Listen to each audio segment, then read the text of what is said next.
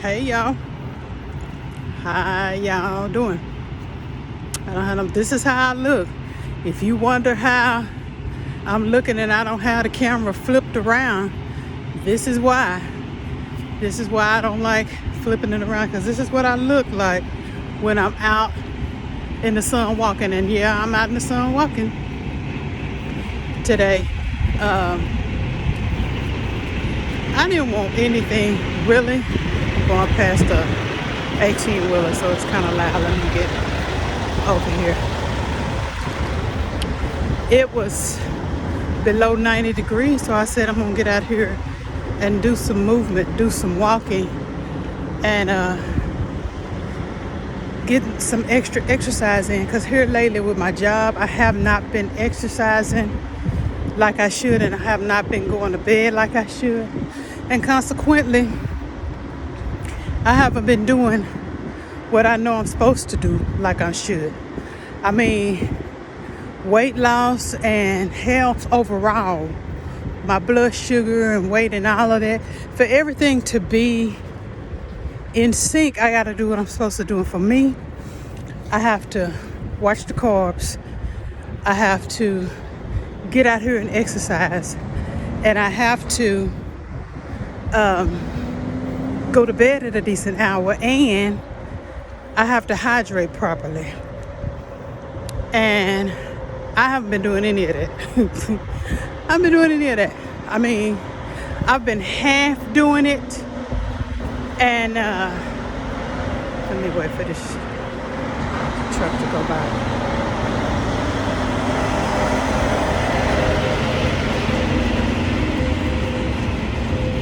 Ooh, that's a big truck. That's a big truck. I've been half doing it. I've been kind of hydrating, kind of going to bed like I'm supposed to, kind of eating like I'm supposed to, but mainly doing the opposite and blaming it on my job.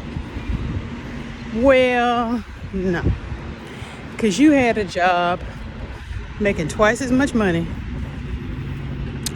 You retired from a job making twice as much money, and it was 10 times as hard, 10 times as stressful. And this truck is coming around again. He's making a curving around again. And you managed to get it in. So you're just being rebellious and disobedient right now. But you need to tighten up. Now I've been working seriously with trying to cut the sugar and watch the sugar, because I'm noticing, with the extra carbs I'm eating, my blood sugar has been raising into pre-diabetic levels, and no, not doing that. So every Saturday I get up, I take my blood sugar, and I get on the scale, and I see how much I weigh, and I mark it. And I mean, me in essence, nothing else. Not glasses, not nothing. From head to foot, I need to see how much I weigh by the ounce. And I do that every single Saturday. I've done that every single Saturday for 7 or 8 years, because I feel like if you are not accountable to yourself with what shape you're actually in, you can't improve it, you can't lose weight, you can't change anything until you look at the numbers and face the facts, period. You can say all day long about what you want to do, but until you know where you are, there's not much of anything you can do but wish. So 7, 8 years ago, I joined Weight Watchers, and that was one way I had to remain accountable to myself, was to take that blood sugar and get on the scale. Well, I noticed today,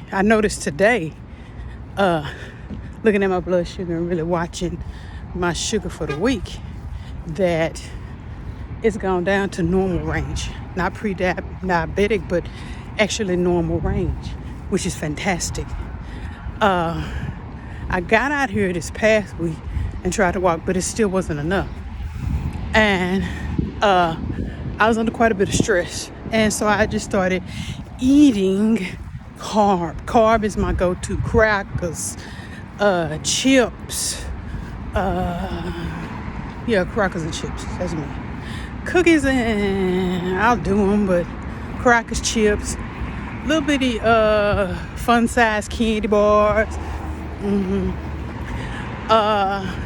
And so I kind of went to those this week to help me feel better, take the edge off or what have you. But I noticed over the past 2 weeks, past 2 Saturdays, I picked up 3 pounds. Now, I could say I'm shocked as to how I picked up those 3 pounds, but I'm really not, because I already know. I just told you how. I just told you how I picked them up. Not eating right, not exercising enough, not going to bed when I'm supposed to go to bed, not hydrating nearly enough. And yeah, I got my water with me, so I'm not out here. I ain't gonna ever get caught out here ever again with no water. Not in 103 degree heat, no.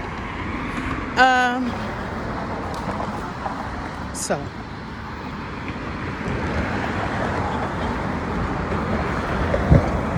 I'm gonna do what I know I need to do, starting right now.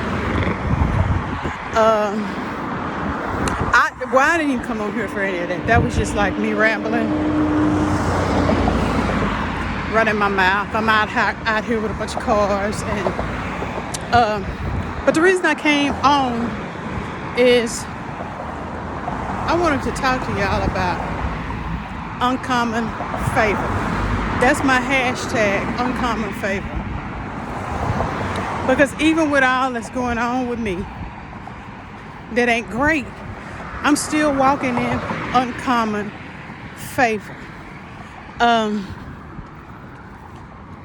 This week, for the past couple of weeks, I've been looking at my teeth, and I just thought, due to old age, they're doing a lot of shifting. And I don't have the best teeth. I smile, but it's just like, because I don't like my teeth. I've never liked my teeth.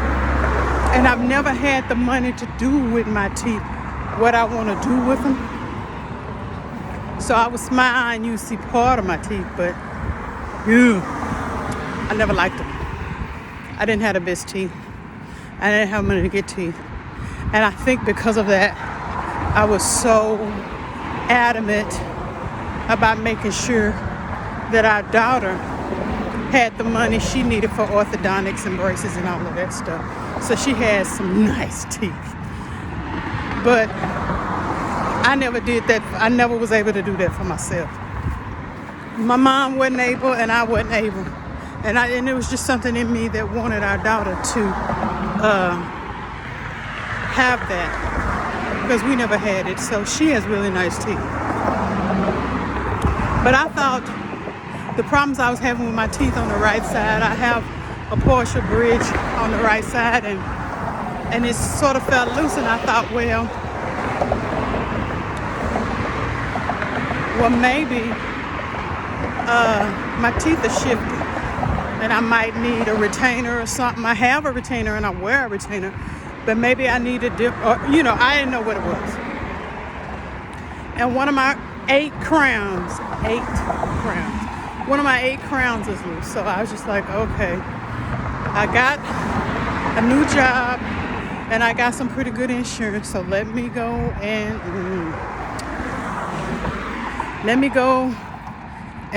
send my orthodontist to the island of Fiji. And that was another thing. I had to get a new orthodontist, new dentist, all of that. So I found one within walking distance from where I live.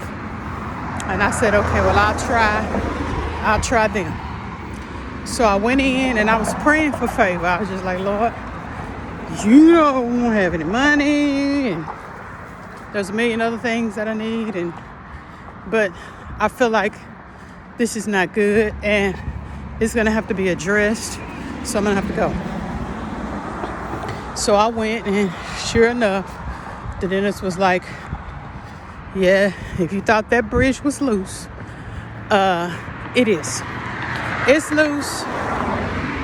It's loose because one of the teeth that make up that bridge is broken. And so the whole bridge is failing because that one tooth is broken.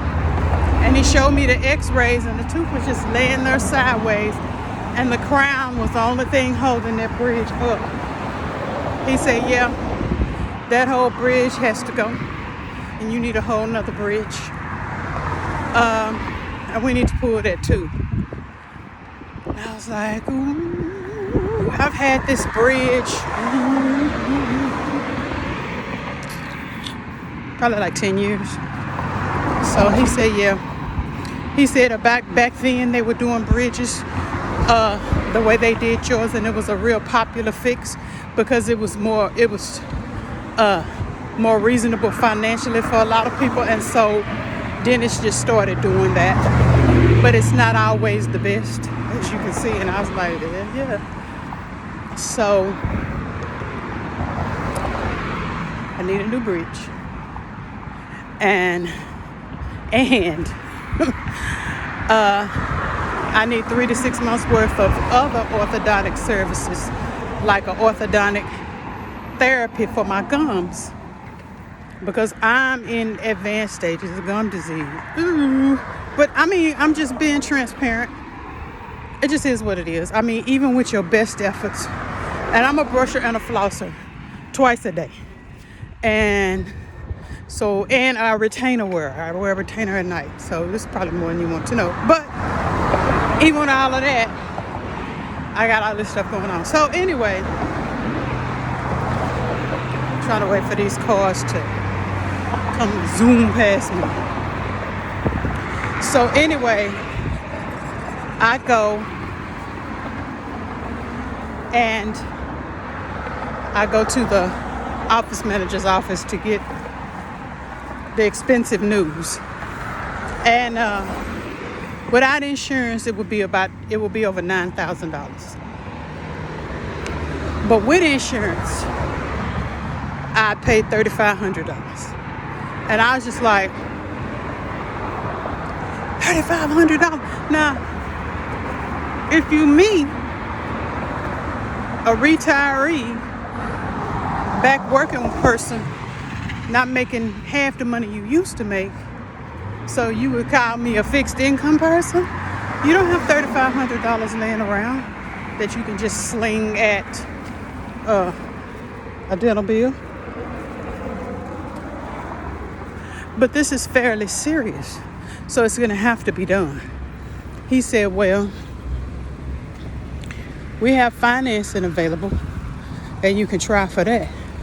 And if you're me, you're thinking,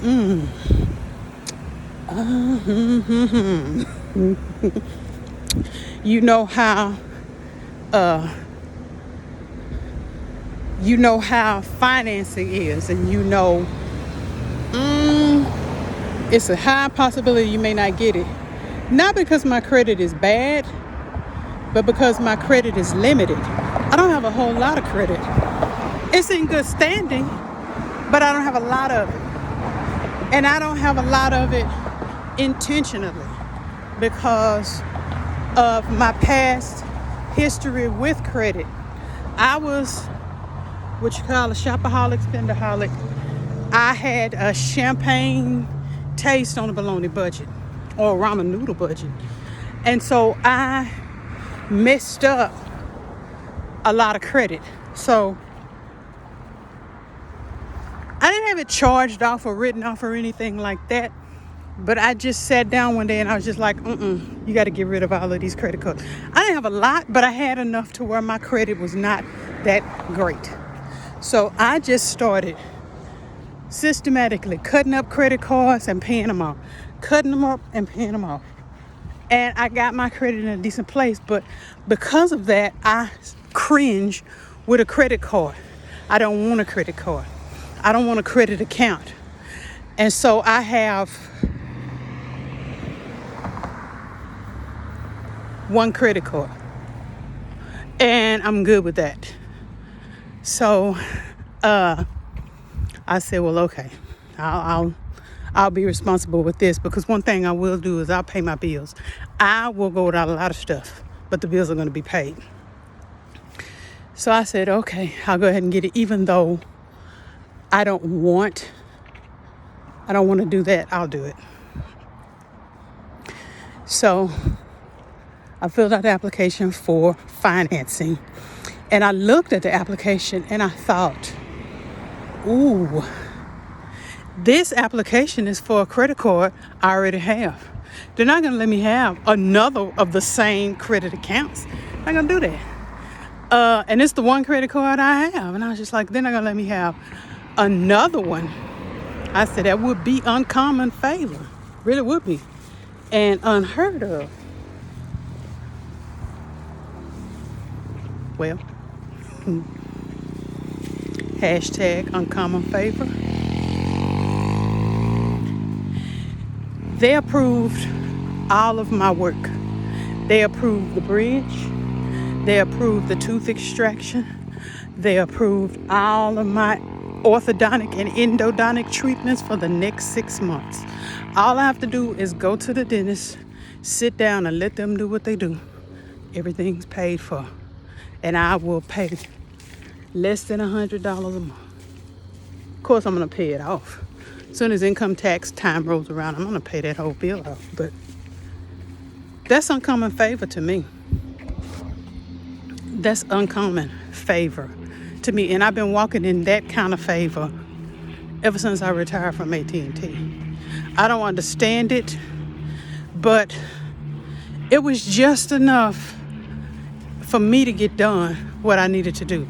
I don't need overflow. I don't need abundance. I don't need any of that, because I know me. I can be wasteful with abundance, and I could be ungrateful in lack. I know me, so I don't need that. So my prayer is, it's good. I'll give abundance, but as far as what I need, I just need just enough. Just enough. And God is gracious to supply that. And the older I get, the more that's all I need.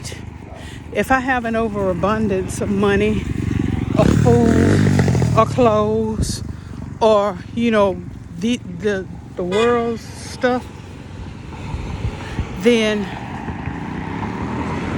I'll be okay, because I'll give that away. I'll give it away quickly. No need for me to have it, because somebody else needs it, and I don't. But as far as services, for my health and well-being, I just need just enough. I don't even overabundance in that. I don't need an overabundance in anything. The Bible summed it up really well, and this is the uncommon favor I walk in. The Bible says, give me neither poverty nor riches, but give me only my daily bread. Else I can become rich and full, and I can look up and say, who's the Lord? In so many words, I don't need him. Or I can become poor and lacking and steal and so profane the name of my God. Shame his name, make him look bad out here stealing.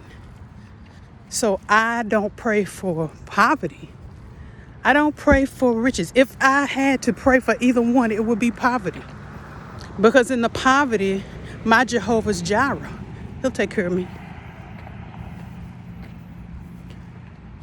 Give me neither poverty nor riches, but give me only my daily bread. I'm finding every day that my daily bread alone is me walking in uncommon favor, the uncommon favor of God. Y'all think about that. Think about it, as I've been thinking about it. Y'all have a blessed day.